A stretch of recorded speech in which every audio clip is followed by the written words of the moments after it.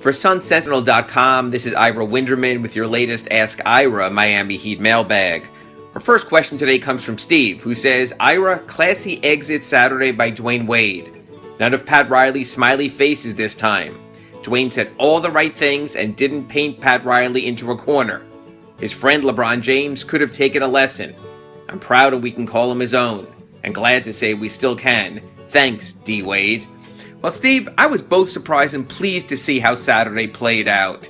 Even if the contact between Pat and Dwyane had been minimal during negotiations, although they did have a 2-hour meeting after the season, Dwyane basically delivered a message that everything was fine with Pat, that he understood this was a business, and he understood it was time to move on. And what that does, it means there will be a Dwyane Wade statue at some point outside of American Airlines Arena.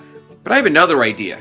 Why wait until Dwyane Wade retires to retire his number 3 Heat jersey? In fact, why not do it right away when the Bulls make their first appearance of the season, this coming season at American Airlines Arena? To me, it works on so many levels. First of all, it means you will retire Dwyane Wade's number before Shaquille O'Neal's number 32, that already has been scheduled to be retired. And it definitely means you will retire Dwyane's number before LeBron James's number 6 ever goes to the rafters. I think it makes sense on so many levels. Pat Riley's always thought out of the box, whether it's Michael Jordan's jersey or Dan Marino's jersey being in the rafters at American Airlines Arena. So go out of the box one more time. Our second question today comes from Jay in West Palm Beach. And he says, I can't help but see the similarities between the Dan Marino and Dwyane Wade departures. 2 legends being pushed out. The Dolphins haven't won since. Do you see the Heat with the same fate? Jay, I think it's a little bit different, and just for this reason. In the NBA, 16 of 30 teams make the playoffs, so there's always a good chance to at least play for that. But the NBA also is a league with a draft lottery.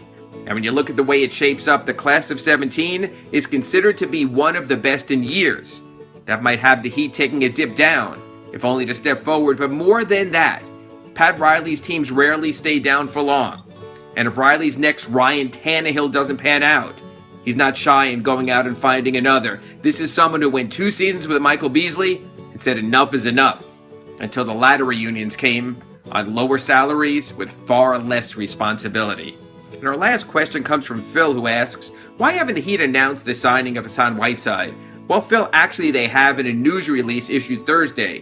What they haven't done is conducted a formal news conference. And I think part of that was not wanting to turn into a grilling of Pat Riley about the Dwyane Wade situation.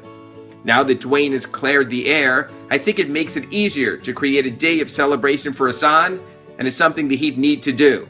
If you're going to pay someone like the face of the franchise, then you need to make him the face of the franchise.